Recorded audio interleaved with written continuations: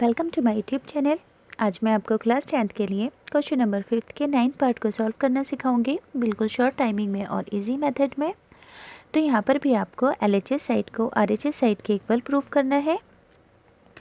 तो left hand side में दिया है cosec a minus sine a into में sec a minus cos A.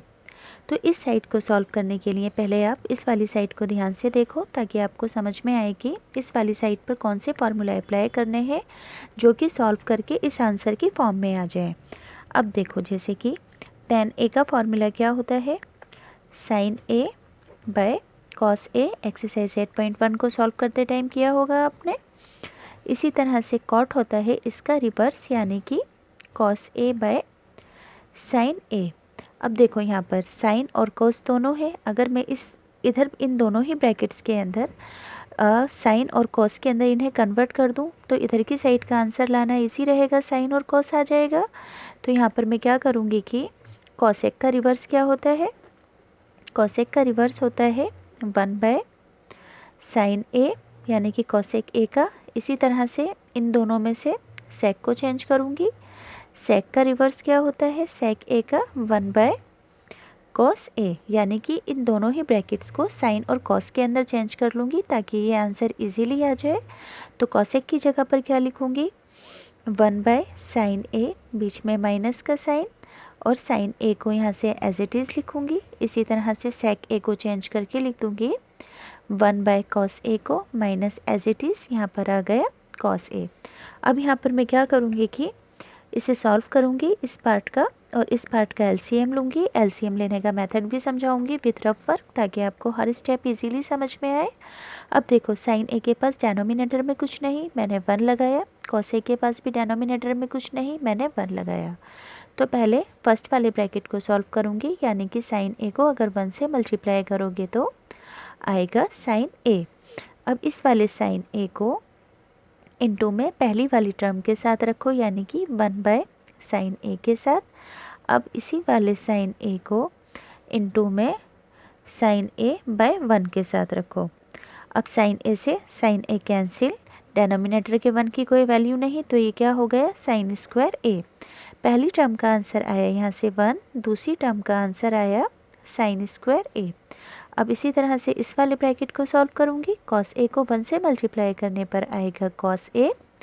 Cos A को इनटू के अंदर पहली वाली टर्म के साथ रखूँगी, यानी कि 1 बाय कॉस ए के साथ। फिर इसी वाले कॉस ए को इनटू में कॉस ए बाय 1 के साथ रखूँगी दूसरी टर्म के साथ। कॉस ए से कॉस ए कैंसिल, डेनोमिनेटर के 1 की कोई वैल्यू नहीं, ये दोनों आपस में मल्टीप्लाई होकर के आया कॉस स्क्वायर ए। तो पहली टर्म का आंसर 1, बीच में माइनस का साइन, कॉस स्क्वायर ए को यहाँ से मैं एज इट इज़ लिख दूँगी। अब यहाँ पर देखो, 1 माइनस साइन स्क्वायर ए है और 1 माइनस कॉस स्क्वायर ए है।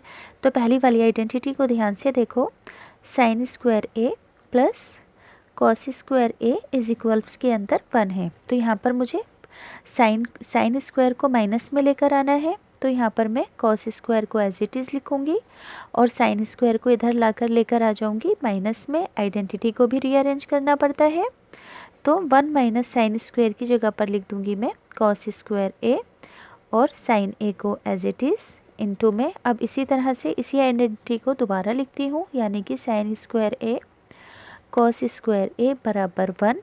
यहाँ पर कॉस स्क्वायर को माइनस में दिखाना है, तो यहाँ पर मैं साइन स्क्वायर ए को एज इट इज़ लिखूँगी और कॉस स्क्वायर ए को इधर मैं माइनस में लेकर आ जाऊँगी। तो इस पार्ट की जगह पर मैं क्या लिख दूँगी, साइन स्क्वायर ए। तो यहाँ पर मैं लिख देती हूँ साइन स्क्वायर ए, यानी कि इस पूरे की जगह पर, और कॉस ए यहाँ से एज इट इज़ आ गया।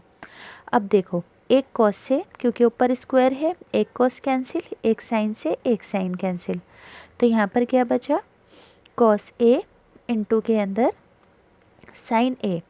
अब आपको इस क्वेश्चन को सिर्फ इतना ही सॉल्व करना है, आगे का भी कर सकते हो, मगर वो बहुत लेंथी और बहुत ट्रिकी हो जाएगा। तो जब कभी एग्ज़ाम में आपको आगे ना समझ में आए कि हमें क्या करना है, और आपको लगे कि इसे करने के लिए हमें टाइम भी लगेगा और स्टेप ना समझ में आए, तो हमेशा राइट हैंड साइड को सॉल्व करना स्टार्ट कर दो। तो राइट हैंड साइड में है यहाँ पर 1 by tan a plus cot a. अब देखो, 1 as it is, tan a की जगह पर ये वाला फार्मूला और cot की जगह पर ये वाला फार्मूला लिख दो, यानी कि tan a की जगह पर लिख दो sin a by cos a, बीच में है प्लस, cot a इसका रिवर्स लिख दो, यानी कि cos a by sin a। अब यहाँ से क्या करो, इस नीचे वाले पार्ट को सॉल्व करो, इसका एलसीएम लो। तो यहाँ से 1 as it is, cos a और sin a का एलसीएम क्या रहेगा यहाँ पर, cos a इंटू के अंदर sin a। एलसीएम लेने का मेथड भी समझा रही हूँ ताकि आपको हर वर्क रफ वर्क के साथ समझ में आए।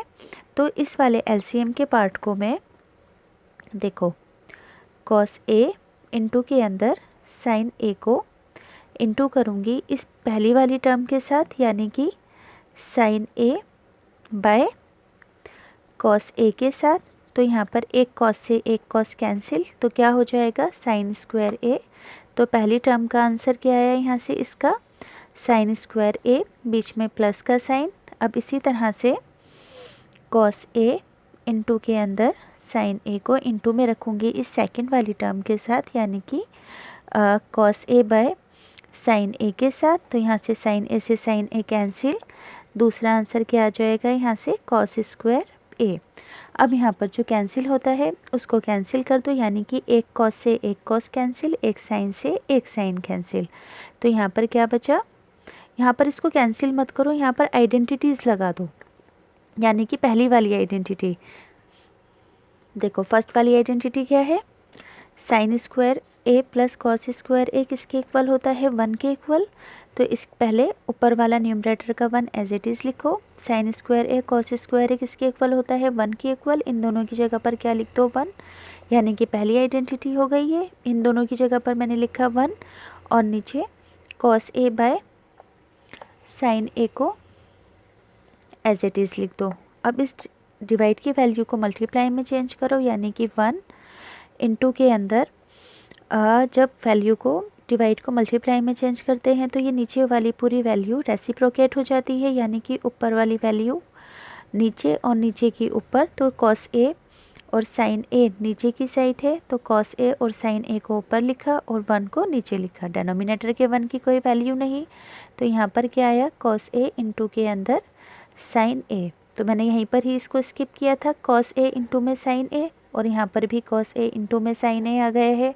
तो इसका मतलब LHS और RHS दोनों एक दूसरे के इक्वल प्रूफ हो गए हैं।